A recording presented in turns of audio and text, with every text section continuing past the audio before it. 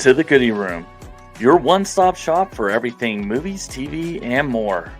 We know you want the goodies.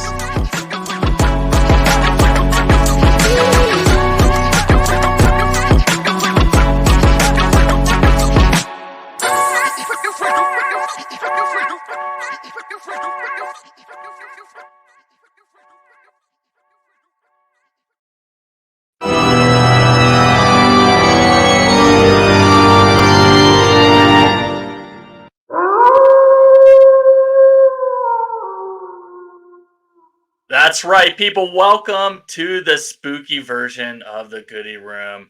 I'm here, the nachos. With me always is my man in the chair, Frankie Rock. Say something to the people, Frank. I don't know what to say other than I'm scared. And how you feeling today? I'm feeling spooky. No words. No words on that one. I don't know. People drop a comment. Please comment on that joke. What would you rate that out of 10? All right. I And don't we'll know if do that that's a joke. I don't know if it's a Yeah, joke. it's totally a dad joke. You're a dad. That's a dad joke. I'm spooky.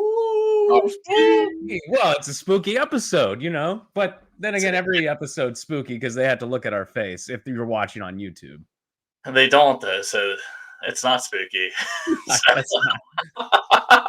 But yeah, we got a full episode here today. It is a Halloween themed episode. We got a special edition of Streamer Botch. We're going to be going through actually some more recent releases on streaming platforms that Frank and I have seen that apply to the holiday season. Then we're going to get into a new segment here just specific for Halloween season. There's always those rewatches that everybody has to watch. It gets you into the seasonal mood. And Frank and I are going to talk about our top rewatches for a Halloween season.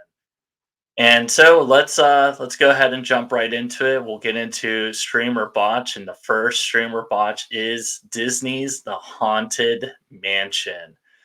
So those of you who may remember, this is a remake. I'm not sure if it might have been made even prior to this one, but the one I always remember is the Eddie Murphy one from back in the day, which was it wasn't that good, but it was fun for kids. It's based off of the ride, I believe, in Disneyland. Right. It came out at that happy time. 2003 was an interesting year for Disney because they released two movies based off their rides. The first one was in the summertime. Pirates of the Caribbean, not only critically and financially successful, but spawned countless sequels. And then in November, December came The Haunted Mansion, which, didn't do great. And it now is 20 years later, we now have a reboot. Yeah, and so this one, it's a bit different with this one. There is a mother and a child. They move into this house, thinking they're going to turn it into an Airbnb, right? It's been modernized for this time, and they step foot in the house, immediately realize it's haunted, try to escape. Well, the ghosts follow them to wherever they go, and the ghosts tell them to return. So they're basically trapped. Wherever they go, they're haunted. And there's a reason for that. These ghosts are looking for help. And so every kind of human individual that they call to help who steps foot in the house, they suffer the same fate. They're haunted and forced to go back to the house. And they eventually pull in enough people to kind of create the A-team, the Suicide Squad. And they try to figure out why these ghosts keep wanting them to return. And what they find out is there's actually a ghost who has trapped them all there as well, the spirits there, and won't release them, and they're all slaves, and they're looking for these people to help. So they're trying to lift this curse and release these people from this ghost and stop this ghost from. So what is he trying to do? He's trying to if he gets so many spirits, he can gain power or come back to life or something, or he can escape that house and go right. He can just get out. He's kind of like Davy Jones. He needed however many souls or something like that. But you went into that description of the plot, and I will tell everybody surprisingly a deeper movie than you would think like a Haunted Mansion movie would be. Like it actually, and that's one of the things that surprised me about it. Um, when it was being first off, it was one of those movies that was released during the summertime, and I was just like, why is this Halloween movie being released now? I think it was like the end of July, and all summer long going to the movies. I didn't necessarily see the trailer for this movie, but I did see the State Farm commercial with Rosario Dawson, who plays the mom in the movie, and Jake from State Farm going through the mansion. And I was just like, holy cow. Like they started showing that in May. And by the time July hit, I was beyond over this commercial. And I was like, I'm not going to see this movie. But, it hit Disney Plus and it's Halloween. And my wife and I love watching horror movies. Like it's nonstop in October and end of September and even into November a little bit. We're just constantly watching horror movies. So we thought, all right, let's put this on. And surprisingly, much better than I thought it was ever going to be. Yeah, it didn't really get a lot of good reviews. I want to, if I recall correctly, and it might have been the time of year it was released. It was kind of just, it was really random. But it's funny you even bring up like the comparison to Davy Jones, right? It's like, Right. do you fear death? Well, But the yeah, the fisherman ghost in this movie was my favorite character. So every time he came on, I was like, "Here come Davy Jones!" yeah, right.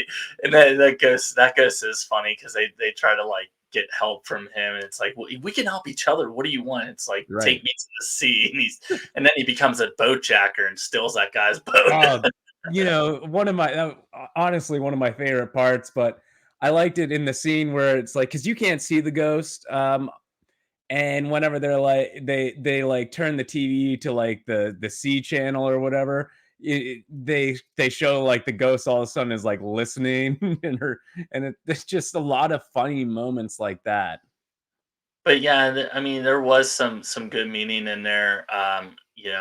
The boy with the mother, he lost his father, and one of the mind tricks that Ghost plays on him is his dad is on the other side, and he's trying to help him. And then the one of the other main characters that's really trying to help them, he lost his wife. So like they kind of play with that too, and so they find each other and they help each other out in the end, and that's I think where you were going with the deeper meaning. Right. And not only that, I just think that kind of like any great movie, they put the right people in the smaller roles, like Danny DeVito, Owen Wilson, Jamie Lee Curtis, and I, I forget the lady who plays like the fortune teller who's alive. Haddish, Yeah, it's yeah, Haddish, someone. She had one of my favorite parts when oh yeah, Tiffany Haddish. yeah, I believe that's it. She had one of my favorite parts in the movie when she like is cornering Owen Wilson and is like, "Is your mama disappointed in you? I know your mama's disappointed in you." That had me cracking up. Yeah, that was good because like basically like when they're trying to get help, they at first the mother and son like warn people about stepping in, and they find it out after like the first person that they invite to help, but then after that like it's like they don't tell anybody. No. They're like, yeah, come on in, share. Yeah, why not? Yeah. Another thing that I really liked is I thought, I had watched the original one with Eddie Murphy like way back when it came out. I've only saw it once. I can only remember like very small like bits and pieces of it. But what I do remember is I just wasn't like massive on how they did the ghost in the last one. I really liked how not only did they did the ghost, but I like how they did the mansion because there were so many parts that just reminded me of the actual ride at Disney. And I was like, okay, this is what you should be doing. And I like towards the end when like things were heating up and like they're walking up the walls and opening doors and they come out sideways. It really Yeah, trippy stuff. yeah, and I think I could agree with you there. Like it really like there were secret rooms, and there really was, I think, more meaning behind what like kind of what was going on there. And that's kind of what I thought the backstory was probably a little bit better than what I recall of the Eddie Murphy version as well too. Right, and, I'm now kind of, like, interested to maybe rewatch the Eddie Murphy one. I'm not in a hurry to do so. I honestly think I would probably rewatch this new one before I would revisit that one, but, maybe next year, I don't know, but just was one of those movies that I just when I saw the trailers, I was just like, that's not gonna be good at all." But then, it's for you're paying for Disney Plus anyway, you might as well watch it, it's Halloween. I really enjoyed it. I just was like, wow, I wouldn't say this movie's gonna change the world or anything, but, there's a lot of enjoyment to be had, and I did you watch it with your kids? I'm curious, or I did, yeah, and that's I knew it was coming out on Disney Plus, and I actually was interested to see it, and why not, right? You Yeah, already have the subscription, you might as well check it out. And yeah, I definitely think it was worth the watch. The kids enjoyed it. Colleen was like, I was like, oh, this is like super scary, and I was like, this is a Disney movie. Like, she's just, what is this rated? I was like, it's probably rated PG or PG-13. Like, right. She would never survive with us when we go see The Conjuring in the movie theaters, I mean, I barely survived this, Frank. Right, I know. There's a reason why you can't see it because my camera is crap, but there's a reason why I have all these white hairs, So it would be a stream for me. What say you, Frank? It would absolutely be a stream for me. In fact, I honestly think I will throw it into rotation, not must watch every year, but just be like, okay, it's been like we didn't watch it last year. I want to watch this one this year, again. Yep, I hear you. So moving on, we're going to talk about also Disney Plus. It is streaming on Hulu as well. We're going to talk about Goosebumps. So I was super pumped to see this up, and the season's not over yet. They uploaded the first 5 episodes. I encourage you to go watch them now. I believe a new episode it comes out every Friday. I want to say it is, but trying to still figure that out. When I googled it, it told me Friday, so that's what I'm going with. If I'm wrong, it's Google's fault. But anyways, you know, I don't know if anyone's ever seen like the Jack Black Goosebumps movies. I really, wasn't a fan of those. I think they kind of made it like comic and try to turn it into this funny feel good story with some of like the nostalgia from the stories and things like that. But these episodes are really like a horror dramatic version, and it is still cheesy, but like if you recall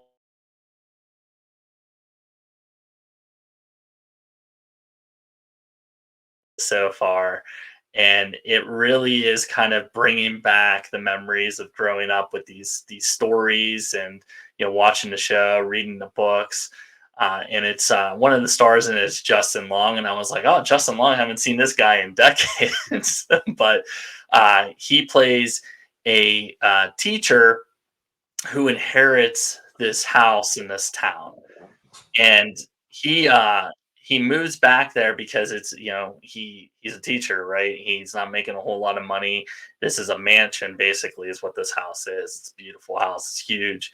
But he was like the last kind of like living relative, and the house kind of just fell into his lap. Well, his relatives he inherits this house from, there was a tragedy there, and their son died in the basement, via like a fire, and uh, basically the house goes untouched the whole time until Justin Long moves back in, and he can't get into the basement. Then all of a sudden, he's trying to break in, bleeds a little bit, and the blood kind of unlocks the door and starts all this haunting stuff over again.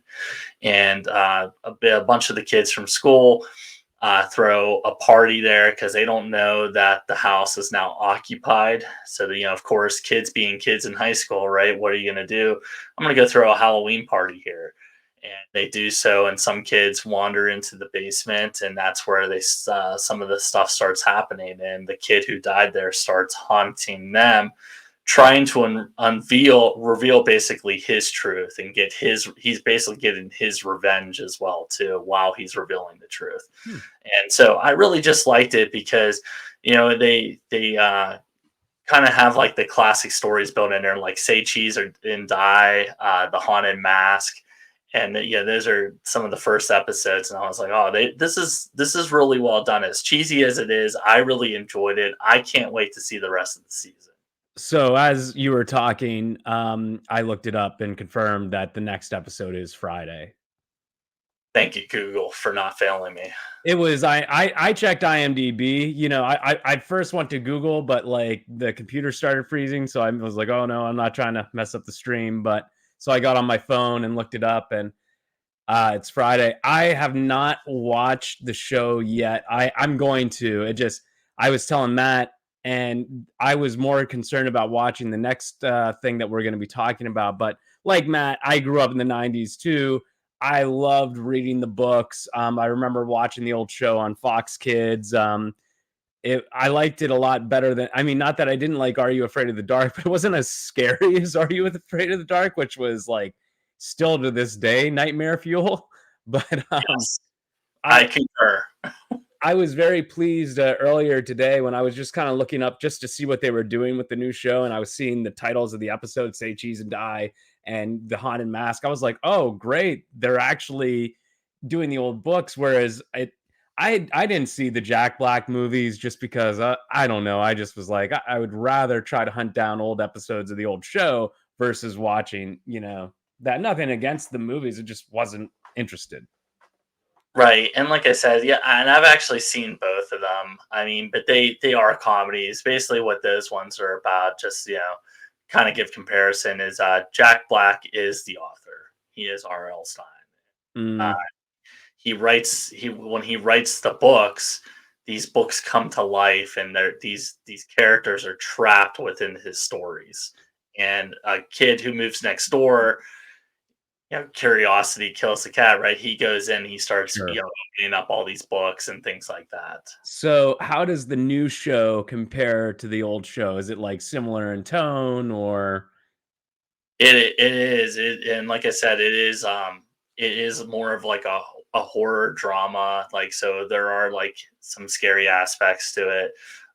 Like the haunted mask, like she puts on the mask and she becomes a completely different person. Like she's more standing up for herself rather than oh, the quiet little girl that she is. And then is it still Carly Beth? I can't recall. No, I don't believe so. Oh, okay. But like she one of the things that her character is because she's so quiet, she's actually an internet troll. And she trolls Oh, the entire school. So when she puts on the mask, she literally becomes a troll. she's saying it to their face instead of being a keyboard warrior. Yeah, and then like the say cheese or die, it's they got the old school Polaroid camera, right? Nice. And he's taking the pictures and it's predicting the future, like what you see on these photos. It's how they're going to get hurt or going to die and things like that. Hmm. But yeah, I really enjoyed it. I would recommend watching the first 5 episodes that are up there. They uploaded. I was shocked, instead of doing just a weekly, like Disney Plus usually does, they said nope, we're going to release the first 5 episodes right now for you to watch. So yeah, go check them out. It's definitely a stream for me. Again, haven't watched it, so I'm sure I'll probably like it. But like I said, I was busy watching the next thing we're going to talk about, but excited to check out a new version of Goosebumps since I skipped the last one with Jack Black. Good, Frank. Goosebumps thanks you. You know what? I'm sure R.L. Stein is still laughing his way to the bank. Like he's kind of. I always thought of him as like the children's Stephen King in a way. And I remember, reading the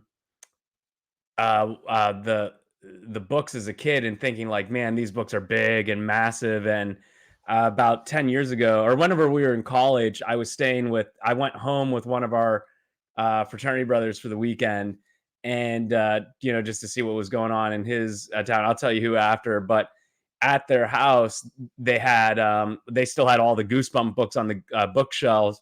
And I woke up early one morning, no one else was awake, and I went and grabbed one of the books. And by the time I had finished my second cup of coffee, I was already done with the book. I was like, oh my gosh. Yeah, right.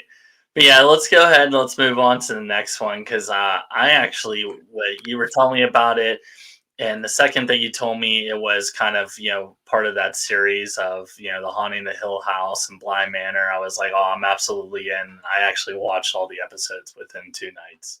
And we're So talking about. Let me get through the title. Let me you stop. All right, you stop. you stop. Lock it up. No, you lock it up. We're talking about the fall of the House of Usher. Yeah, yeah, yeah, yeah. I'm telling you, the fall was when he cheated on Chili from TLC. Go ahead, internet, and rate that joke. So No, no, the house of Usher. What it is Frank. Why don't you tell the people? You were yeah, excited. You tell the people what this one's yeah. about. I'm gonna put myself up on the main screen. Oh, never mind. I put you up on the main screen. Yeah, first you got to get it right. Here, Yeah, I get you. All right, yeah. yeah. There you No, go. thank you, thank you. Yeah, so Fall of the House of Usher is essentially about it's an updated adaptation of the old Edgar Allan Poe short story, and the core of the plot is about Roderick Usher, who is the boss of a major pharmaceutical company, and he has I think about 6 or 7 kids, not all of them from the same wife. They're all spoiled and rich, and they have their own set of issues. But he also has a twin sister, and along the way, and his twin sister is his like partner at this firm. And along the way, they made a deal with this random lady that basically was a dirty deal, and this lady that they made the deal with, she's finally coming back to collect on her end of the bargain and like basically destroy their lives. And each episode goes and gives you a little bit of the history of what happened, what deal was made, how these two came into power at this company, and what is happening to his children. Also, with it is each episode is essentially like an adaptation of an Edgar Allan Poe short story. They did The Pit and the Pendulum, The Black Cat, the cast of Amontillado. I'm definitely pronouncing that wrong. I always have, so deal with it. But I was just so and they did The Mask of the Red Death as well. I what For a few years there was an English teacher, so I love Edgar Allan Poe short stories, and to see all these short stories be adapted, but also like having the major storyline be Fall of the House of Usher, which honestly is my favorite Edgar Allan Poe short story. It just was wonderful to watch. It was like a dream come true. I was telling Matt before we started recording, it was like a religious experience for me. I love the cast. I thought they did great. I love the whole atmosphere and production for it. It was amazing. But Matt alluded to this. There's a director and showrunner out there by the name of Mike Flanagan, and he was the creator of The Haunting of Hill House, The Haunting of Bly Manor, The Midnight Club, and which is probably what I think is his best, Midnight Mass. That's all those are streaming on Netflix, but he also directed the sequel to The Shining, Doctor Sleep with Ewan McGregor, which was great. He's probably my favorite horror director working today, because I love the fact that he can just blend like very emotional stories with horror, and it's not so much like about scaring you. It's like seeing like these people's lives either crumble apart or try to see them rise above with like all this emotional impact in the face of whatever horrors they're facing, which a lot of the times is like real world horrors. And I think it's just makes for great storytelling. He has a true gift with it. I saw Matt was shaking his head. What do you think about Mike Flanagan and his works? I really like all of those series, and it's because of just what you said. It's more than just scaring people or horror, right?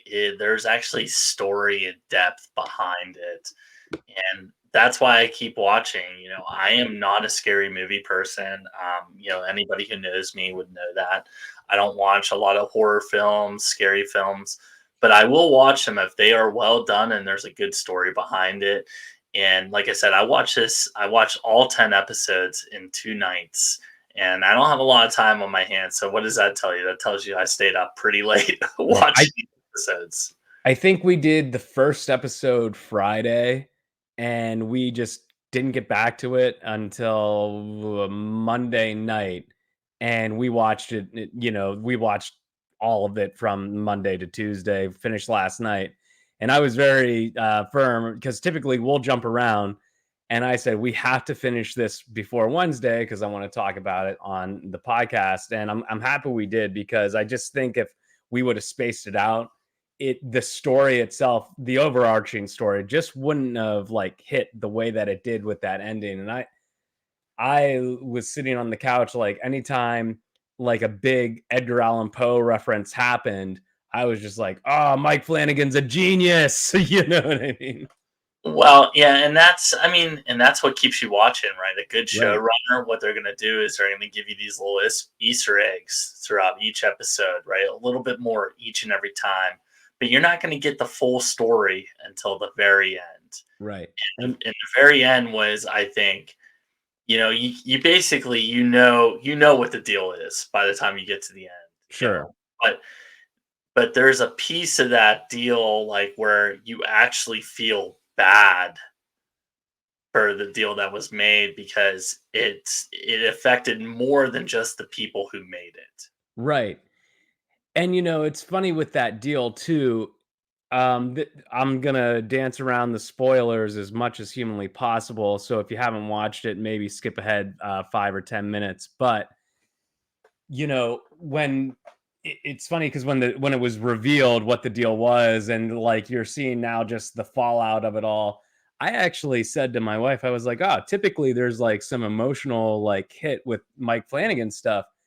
And then the girl talked to the granddaughter, and I was just like, and there it is. You know what I mean? Yeah, and as soon as they kind of reveal what the full details are, I'm like, oh no, because Right. I already knew what that meant, and I was like, ah man, just kind of moving on from that. But each episode follows, each one of the kids, and like, Frank, like you were saying, each one is different. What's happening, they're trying to figure it out. And it not only affects, not even them, but it affects like even their lawyer. Like, so they run this big pharmaceutical company. That's they're trying to kind of For the uh, record, the lawyer was my favorite character. yeah, so they run this pharmaceutical company, and they basically it's kind of like almost like the pandemic that we talked about, right? With OxyContin, they Right. have I forget what the drug's called, but it's basically that it's Mm. OxyContin. Yeah, it was a very, very good what's the word I'm looking, illusion, not illusion, but they were there. You knew who they were calling out. Yeah, Yeah. and so you know, part of their deal is they rise to power through this company. And like Frank said, his twin, his sister, she becomes the COO of this company, and she's actually a genius. Like, she is like, complete, Einstein, right? She runs basically all the schemes that they've ever done. She's 10 steps ahead of everybody. But they rise to power and they collect all this money. And what he wants from his kids is he wants them to also kind of get their own thing, like have their own kind of success and stuff like that, and create this Usher name, and really build it up. And like the one daughter is trying to make like a heart implant. The other one creates like what is it like a fitness health style brand type Yeah. of deal. The other one has a PR firm that they basically use her to kind of get dirt on other people and protect like their interests and their images. The one Um, does the video game, and I think the other one is like he's trying to be like a party entrepreneur type guy. yeah, and he gets shut down, like Yeah. like automatically. But the family dynamic is really kind of crazy too, because the father, who's the CEO running, the company and everything, he has two children that he had with his first wife. She eventually saw kind of what he was and leaves him. And then he becomes kind of like this like playboy bachelor, and he ends up having four other children with four other women. Right. But they're still considered his children, and and they all kind of like he'll go find them, after like when they turn 16, 18, 20 years old, and then he brings them into this wealth. Um, and they're up for trial is basically what's happening. There's this attorney who's been after them for years. He thinks he finally has them. And what he does is he kind of tries to turn the family on each other, and he actually lies in his opening statement. He says, there's a mole. And sorry, that was a spoiler. I That's shouldn't a, have said. I'm like, you, Yeah, that was a major spoiler. no, it wasn't. You knew he was lying. You You know, knew. but there was a minute there where they kind of can get.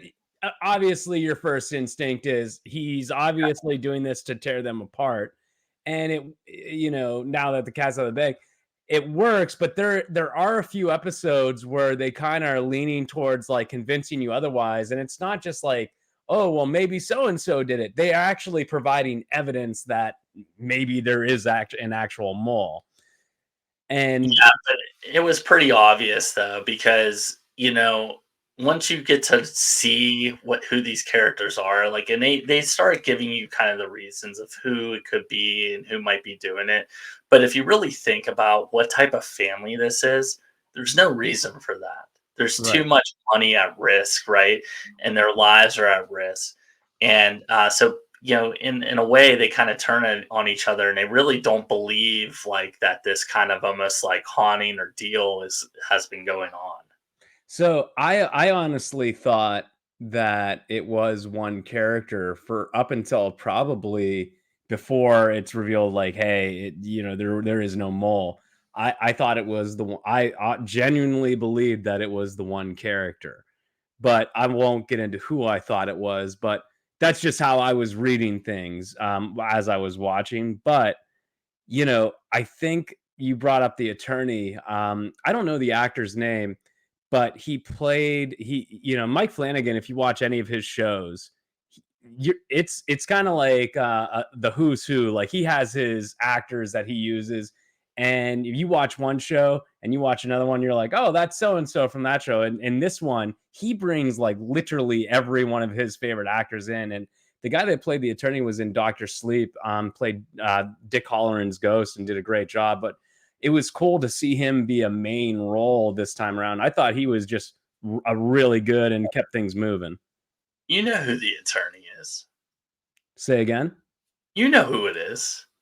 No, no, not that. I know Luke Skywalker. Oh, you're I'm talking about the other guy. Yeah, the guy that was sitting interviewing him the entire time. Yeah, Carl Lumbly. yeah. However, I had mentioned the He attorney's was good. oh, sorry, go ahead. Yeah, he was good. Sorry. He was good. I had mentioned that the attorney was my favorite character. I'm not talking about the good guy attorney. I'm talking about the bad guy attorney, who is played by none other than Mark Hamill, Luke Skywalker himself. And this guy is like one of the shadiest people like I've ever seen in a show. And it's very late into the show. I'm not going to tell you what, but like they give you just like a taste of this guy's backstory, and it's just like perfect. Like I loved like it's like yeah, that makes a lot of sense, Yeah, he's the guy you call when you need to get rid of things, right? Right, Like he's that type of guy. But yeah, the good guy attorney, I really did like that dynamic and how they kind of are sitting there as he's telling the story, about what happened, how his kids died and stuff like that. But right. dude, some of those scenes, man, I mean, like I was just jumping, and I hate the jumpy stuff. I Yeah. hate. I thought the worst episode with the jumpy stuff was the Black Cat episode. Oh yeah. Yeah. There was a few times, and I knew I could feel it. I could Right. feel it was You coming. knew it was coming. You knew it was coming. but there was one where I was not expecting it, and it was like the Oppenheimer bomb going off, and I Yes. was and I was like, "Whoa!" Oh, I forget which one, but I did scream, and, my wife was just like she was giving me a look like, "You're such a baby," and I was like, "Whatever." Like, this is it's not, like, keep you up at night, nightmare scary, but, like, there are parts, like, there are some jumpy moments, and, like, if you've watched any of Mike Flanagan's stuff, like, he is, like, the king of, like, jump scares, and they're not cheap jump scares. They're like really good ones. Like I got goosebumps thinking about it. Real quick before we get into our next topic, um, obviously it's a stream for me, but what was your favorite episode? What was your favorite story that they told? Ooh, favorite story. I really don't know. I honestly liked not even any of the kids. I Mhm. liked all the backstory of how Sure, sure. kinda got there, and I was trying to figure out, Roderick, like, the one I was most interested is why was he seeing kinda the spirit ghost that he was? Because Yeah, that yeah. didn't make sense to me, and that mystery was there, and then eventually you find out, right, through, like, Sure. learning about how they came into power, and I was like, "Oh, this is awesome." Right? Yeah. I would agree with that, but I would say the standout episode for me was the one based off of the Telltale Heart with the heart surgeon or the lady trying to make the heart device. Like Yeah. I, it was very clear at the beginning when they show her throw that thing, like what probably happened. But once you come back to that point and you see it start moving forward, because the show plays around with time a lot, so you're not seeing everything in sequential order.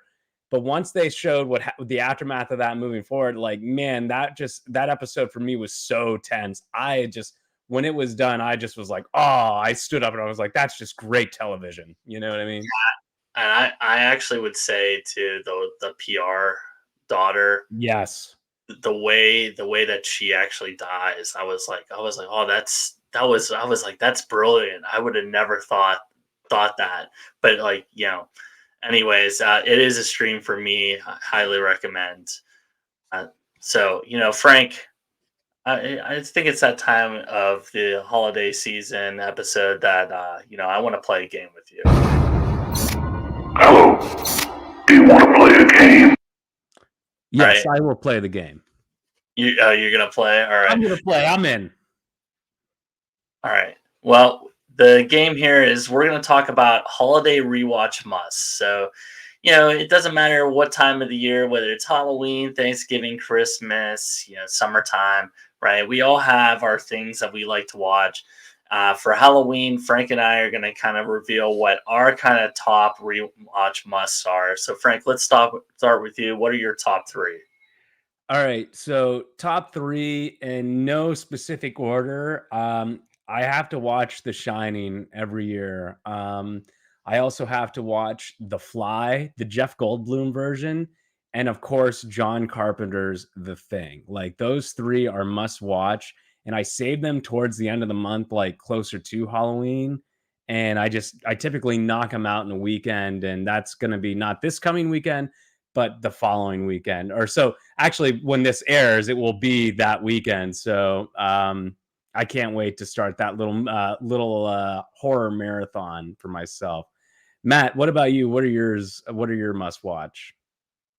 Well, it's funny that yours are all scary. Like mine are actually like super scary. Yeah, I mean, I've seen most of those, and but mine are kind of the other spectrum. So mine are Beetlejuice, Hocus Pocus, and Casper. Right, So so family friendly movies, right? So right, like, right. drop in Well, the hey, comments. Are you Frank, right? And you want to watch the horror, the scary stuff, or are you Matt? You want to watch something that's a little light, a little funny, but it also has the Halloween theme.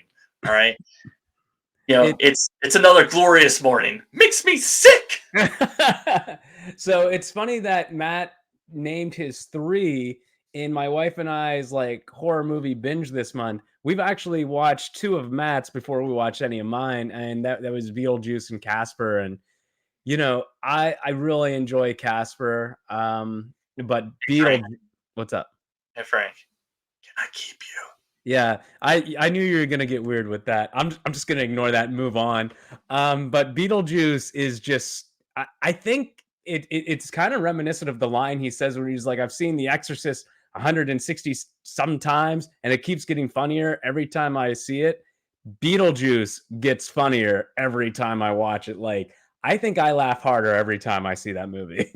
Absolutely, and I've been joking with people at work too. I was like, yeah, and I was like, the next job interview I do, I'm gonna be, oh well, I attended Harvard, I went to Juilliard, I I lived started to in drool. Black Lake, and I had a pretty good time there. And I've seen The Exorcist about 167 times, and it keeps getting funnier every single time I see it. So what do you tell me? You think I'm qualified? No, you go. And he tells him not to mention you're talking to a dead guy. I like it though. That whole scene where he's like finally like introduced like 100% Yeah, beginning to end, like he is just like one line after another. Like I think like a lot of times I had to pause it because like I'm laughing so hard about like what he's actually saying. And like even the little things where he's just like, he snorts a loogie and he spits it in his pocket. He goes, "Oh, I'll save that for later." right. Or when he like he dresses up like the guy. He's like, hey, we're still gonna save. Hey, our motto. I like it though. Whenever he like he comes out of the ground, he like gives her a kiss, and he like runs up and hugs him, and he goes, "Boy, I got to tell you, do you know how to pick them? Be honest with me. Do I have a chance, or how strong is this relationship? Do I got a shot here?" Like, Yeah, I mean the whole movie's perfect. I agree. It just gets funnier every time I see it. Just like The Exorcist, right? yeah, just like I've seen, I've I seen gotta. Beetlejuice 168 times though. So speaking of The Exorcist, and it like now that a whole line, it keeps getting funnier every time I see it. I actually watched the original Exorcist right at the beginning of the month. And I'm just like, I'm waiting.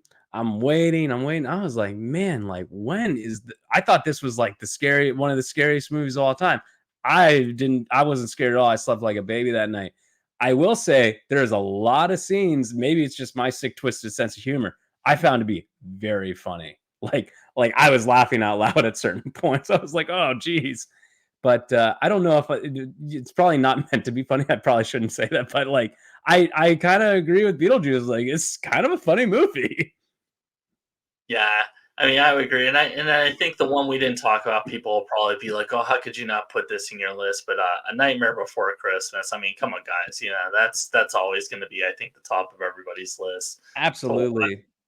And let's see if anybody's actually listening. Let's get a poll. When is the best time to watch Nightmare Before Christmas? Is it closer to Halloween or is it closer to Christmas? Let the people decide. Let us know what you think and we'll talk about it.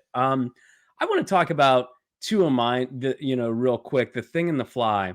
One of the things that I love about both those movies is the fact that like there's something, I don't know if I've talked about this on the podcast or like you and I have talked about this personally. Starting to blur together. It's like Limbo and Inception now.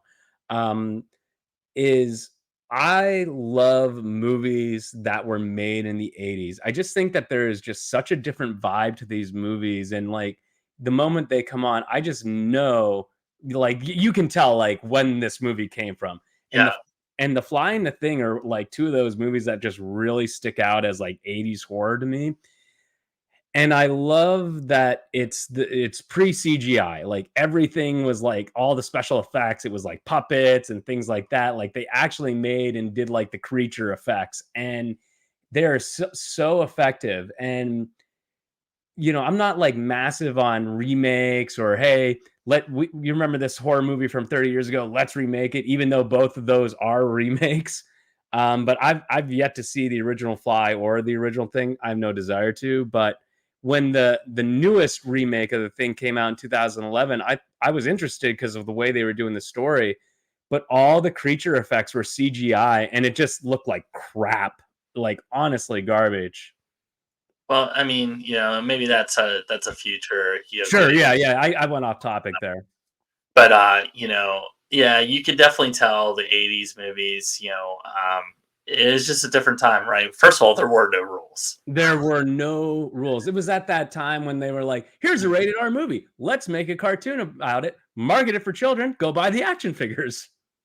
And the thing is too is they didn't have computers making Right. special effects and things. Like you had to do it the old fashioned way, and that's why those movies hold up till to today, because you don't see such the high standard that Right. CGI and things like we demand as consumers. Like you go watch a movie from the early 2000s with computer graphics, right, and compare that to a movie of today's standards, it's completely different. Right. Well, and I also think too, it's a less is more approach. Like, part of the reason why, I'm gonna jump back to Usher, follow the house of Usher, and like anything Mike Flanagan's done, the things that make his stuff actually like frightening or like have that good horror vibe is he just creates a very heavy atmosphere, much like they had to do back in the day. And then when the scary stuff actually happens, it's more effective. It just is. Any final thoughts on holiday rewatches, Frank? One of the things that yeah, real quick on The Shining. Stephen King notoriously hates the 1980s Stanley Kubrick Shining, but as a massive Stephen King fan, like if you look on this bookshelf behind me, it's primarily Stephen King. I honestly think the movie does the storyline much better. Here's why. Because in the book, Stephen King he's like, no mystery. This is what this ghost is, or this is what happening behind door number 2. Whereas in the movie, there is like it goes very much so unanswered of what's actually going on. And I think it just creates a much better experience. But tell me if I'm wrong in the comments. Go ahead, comment. I dare you. And please like and subscribe and share. All right. And so we're going to get into our final segment of the episode. It is Children with Adult Money. Yes, we are giving you another update on the Batman watch, and this is turning into its very own horror story. All Right. right, it is And it day really is. 56. So, Frank, why don't you go ahead and give the good people the update? Well, pardon me, as I'm coughing and dying over here. Take your time, have some water. That's just the spooky ghost. It is. It's the spirits, coming. I'm exorcising the demons. Um, so I had a moment today, and I was on the Sideshow website just to see if there was any update. And one of those like online chat boxes come up, and it's a Sideshow employee. You know how on these websites, hey, can we help you with anything? And I thought, oh, what the heck? I'm just gonna ask, like, hey, just curious, any updates on the Batman hot toy? And the robot thinks for a moment and says, let me get you with an actual employee. And this employee comes on, and we start kind of going back and forth a little bit. And I said, what's going on with the Batman? And he just said, well, you know, there's obviously been a delay, and delays happen. I said, so I'm new to the collecting these. I was playing like real dumb. Pardon me. And basically, I just asked him, like, is this usual? Is this normal? And he goes, actually, it didn't used to be like this, but it's very much common now. And he said, we hadn't even received our copy of the toy to shoot our review video and our like promotional video for it. And I said, so it's going to be probably beyond December. And he, in not so many words, said, we're not going to see this toy probably until next year. So it is a horror story. Yeah. Yeah, that's unfortunate. But hey, I hope you guys enjoyed the holiday episode here. We'll definitely look to do this for other holidays. But we wanted to get on, give you guys something, give some reviews on some streams and items that fit kind of the holiday season. So we'll catch you next time. Same streaming platform, same streaming time. Thanks, everybody.